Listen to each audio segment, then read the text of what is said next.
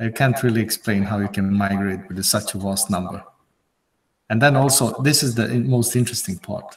Exactly. We don't have to prove anything. We have to promote the theory, and then don't look in the back and just let them prove themselves what they want to prove. We just, promote the theory for people to check it out. You just go ahead and do it. Yeah, exactly. If people can weigh their, how to say, they can apply their own logic and think about what is more probable than the other thing. But the most interesting thing is that all of these people would need to move into an area where you have warrior tribes. Already were established in their defenses. Exactly.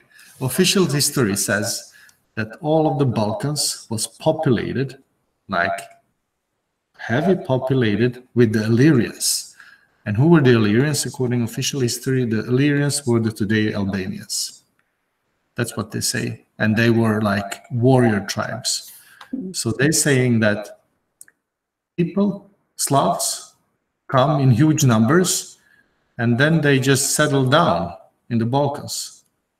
So they come with children, women, and elders, and by some magic explanation, they manage to establish themselves and take over the land from these warrior tribes. Yeah, this is the greatest problem. You put one. First problem is the tribes, of course, but is there any explanation from the officials about it? No, there's no explanation of how the Slavs could establish themselves in this area when you have all of these tribes already there. So of course you can say they waged war, but what are the chances that you come with the you come like that? You have to survive all the way, the whole trip. You have to survive somehow, and then you come down and you just beat down all of these warrior tribes.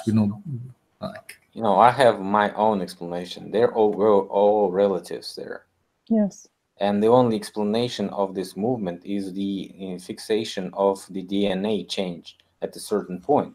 So just a couple of relatives came to this town and established their own bloodline there as a major bloodline, and this is how they, still could be found in different DNA tests that they did, and that's how they proved that they actually moved those Slavs. So there's an even better, I'm gonna show you now what the explanation is. And this is how the sorcery works, how the magician, when it comes to creating history, works. They're really, really good. But the thing is, they often apply the same methods. When they found a trick, they pull out. If they pull off a good job at one place, they're gonna copy it in another place. And that's why we can discover them. But the funny thing is that the Illyrians, as I mentioned before, they can erase some books. They can hide the truth much of the time, but they cannot hide the truth all of the time. So there's plenty of books being found in Germany, which proves 100% that the name Illyrians was nothing else than the name that the Germans called the Serbs.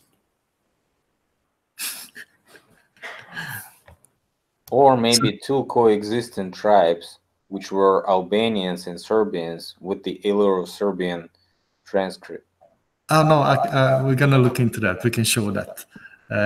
So here, I mean, there's not only Serbians there, right? So it's like no. So the Germans called the Illyrians. To be honest, you see that they called Serbs, Croats, and Slovenes. For them, they were all the same, right? Okay. So they don't differ Albanians there anymore, right? So the Albanians is a different story, because the Albanians are really different from the Slavs. But both, if you know Albanians, you can, just by seeing a face, you can recognize it's Albanian. Are they more like the Bulgarians? Am I wrong? I wouldn't. I don't know so much about Bulgarians, but I can say the Albanians have a distinct kind of face. Yeah, it's really, you can really differentiate an Albanian any day. you can differentiate. Of course, yeah, I mean, you have some Slavs mixing into that area as well, but most of the time it's very easy to distinguish. But here I want to show you one thing. So in the German books, they called Illyro-Serben.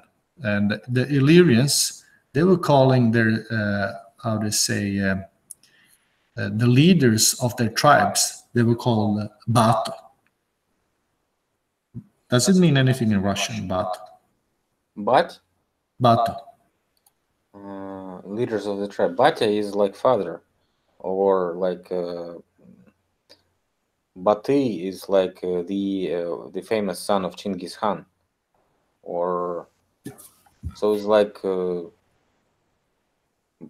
relative.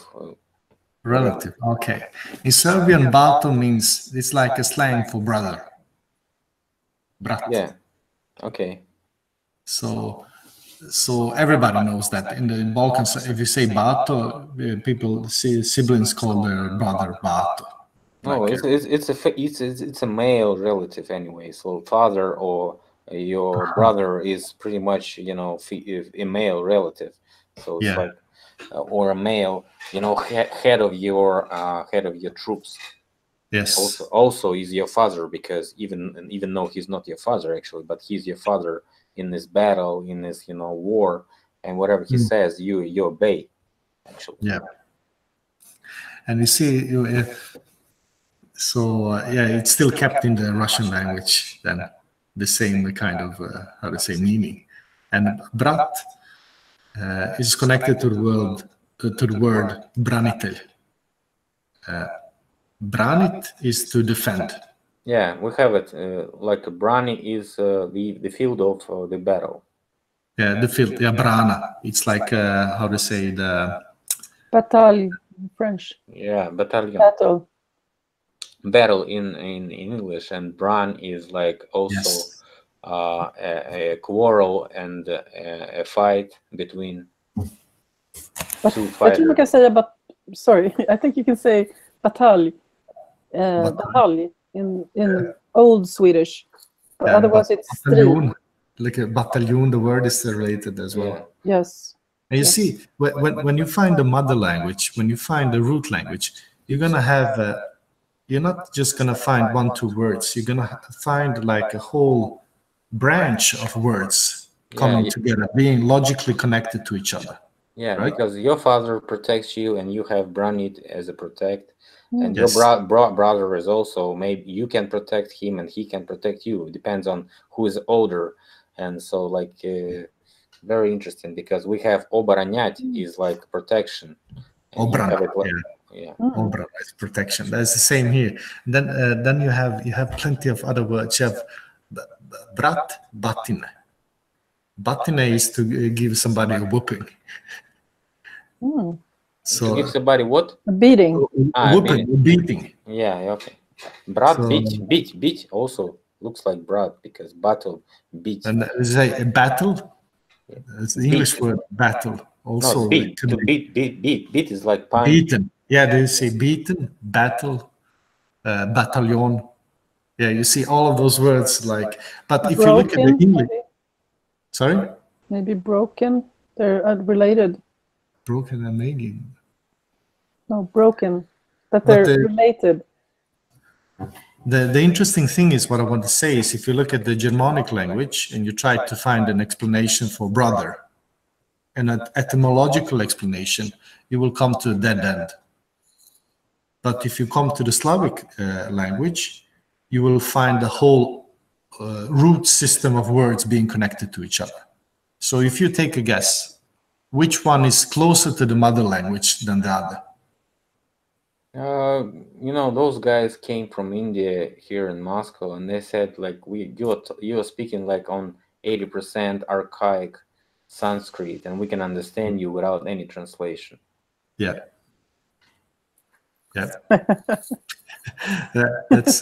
That's how I got into this theme, by the way.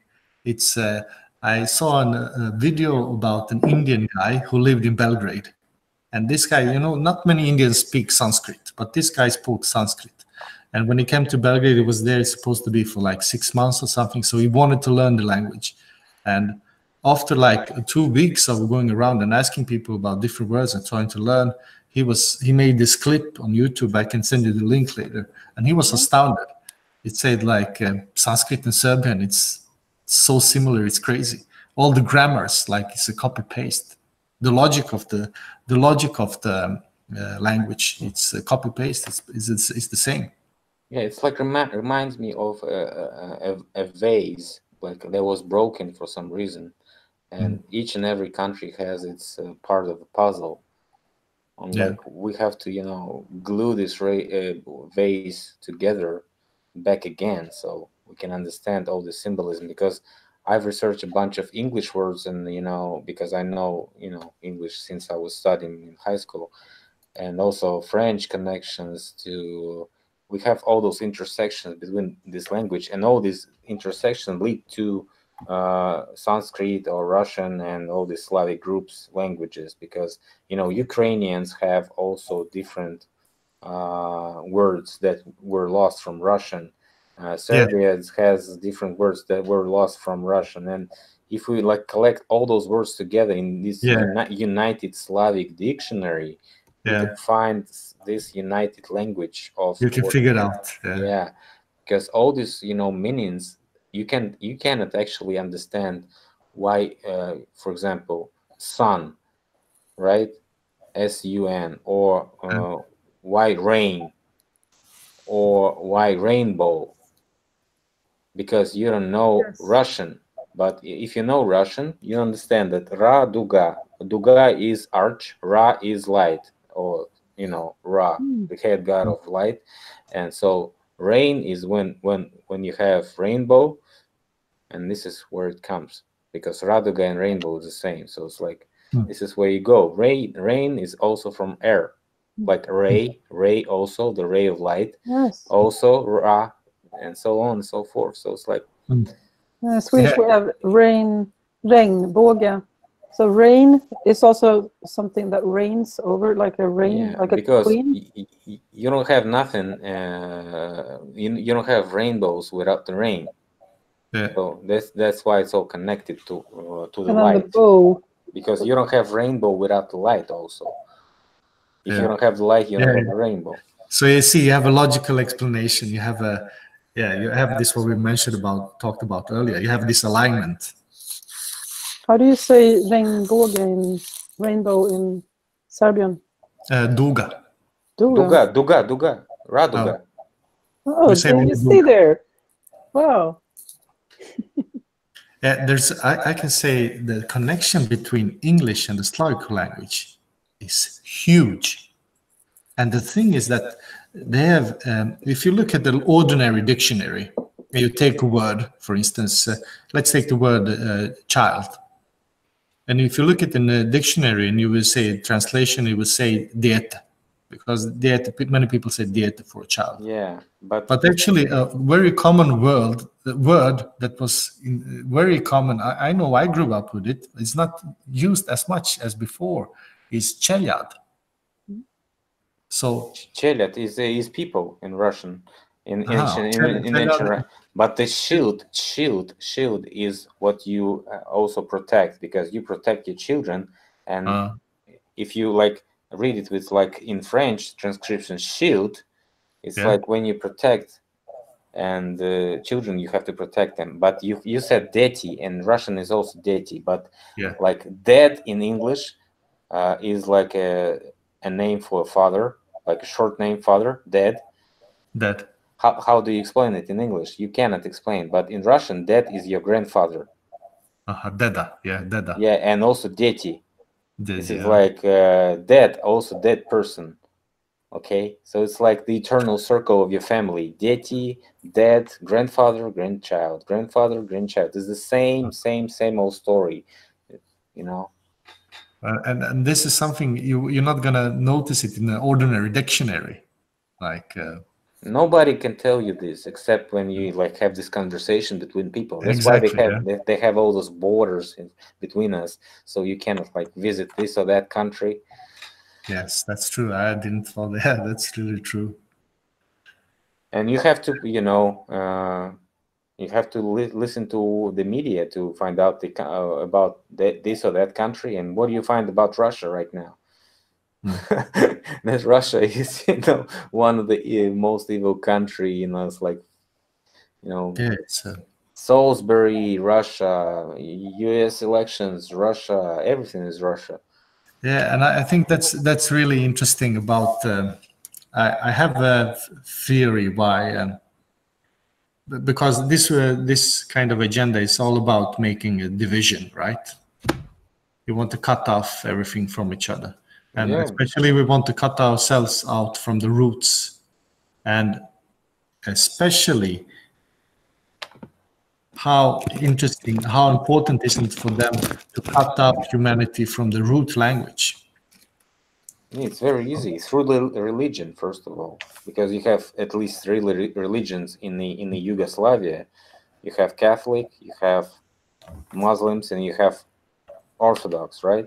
Yeah. So this is when the signal goes, everybody starts fighting, right? And this is the first thing they did when the Soviet Union was destroyed. They started bombing Yugoslavia. Because Yugoslavia was in the middle of is a tie of Europe, and Churchill said it, so it's like the main target to capture Yugoslavia, not to loosen the Europe apart.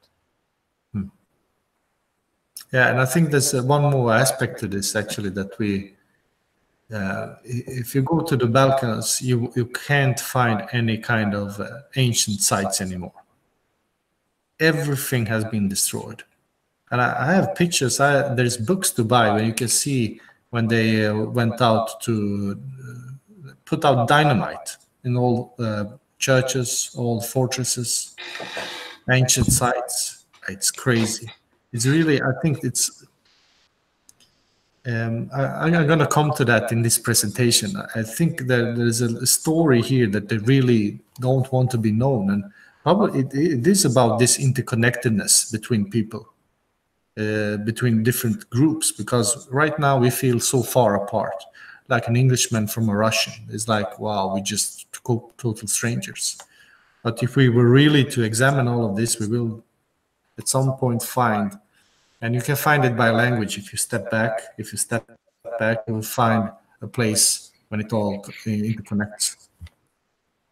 Yeah. But if it's okay, I can continue with I wanted to show you a couple of other examples from a German book. Like this is a dictionary. So here's a translation. I think. Do you know where Russia? I'm sorry. I will. It's okay. Can you cut it out, Philip? Yeah. Oh, thank you. Okay, so then I'll start over with this slide. You know what? No, yeah. You know what we have? Since this is going to be edited. A friend of mine, he worked a lot in videos and radio, so he would like clap, and then you'd, oh, that's something I'm going to cut out, or this is when you're going to sync the sound, for instance. Anyway, so clapping is a very good thing. So anyway, okay. Yeah, okay. Start over with a question. German, you were speaking about start German. Over with the slide. So okay, sorry. So here's another example. Here's another example from a German book. And my question to you, Mad, is do you speak German? Yes, a bit, some. Okay. Very little, but yes. So here it said, unter der meinerische Sprache Begriffe in Sprache der. So I got the translation down here. It is, under the frame of the Illyrian language is the Bosnian, Dalmatian, Herzegovinian, Illyrian, Hungarian. Yeah. So here they describe what the Illyrian language is. Yes. So like this is like 100% proof. It's not even discussable anymore. Like this false story about the Illyrians being Albanians. There's so many books and references that show this. So here's another one. Let's see what they say here. Author. Yeah, here's another one. He's an author. He's a Hungarian author, 1538, that says the Illyrian language is a Slavonic language. Yeah. So here we have another one. He would have another lexicon from Germany. when they go through some Illyrian words, and when you read it, it's Slavic 100%. It's actually Serbian or Croatian, like all of these words, and it's the same. It hasn't changed till today. It's the same expressions. So we can say by this evidence, because it's like evidence, and there is plenty more to show this, that it's established. It's a fake story. Yes. The Slavs didn't arrive to the Balkan. They were already there. The Illyrians, all the Slavs, are the Slavs. So this is everybody can look into this and see this. So how did it really happen then? What could be the real story then? So this is when we go to the Vinci culture. So this is what is known. Also, this is officially admitted, like it's now a fact, that the oldest Neolithic culture found in Europe, with the findings that have been found, it's in the Donau, basin. It's in the Donau area. It's in Serbia, mainly in Serbia, but it borders and it's a bit into Bulgaria and Romania. And this Neolithic culture, it was sometimes, I heard figures all from 7,000 to 5,000 before Christ. And let me see, yeah, it's a couple of facts. Vinci culture, also known as the Turdas culture, Neolithic archaeological culture. So they've found, like, this is one of the biggest excavations when it comes to Neolithic. And yeah, they found lots of things. So what they established is that they were technologically advanced. They had copper metallurgy. They had their own alphabet. They had their own arts.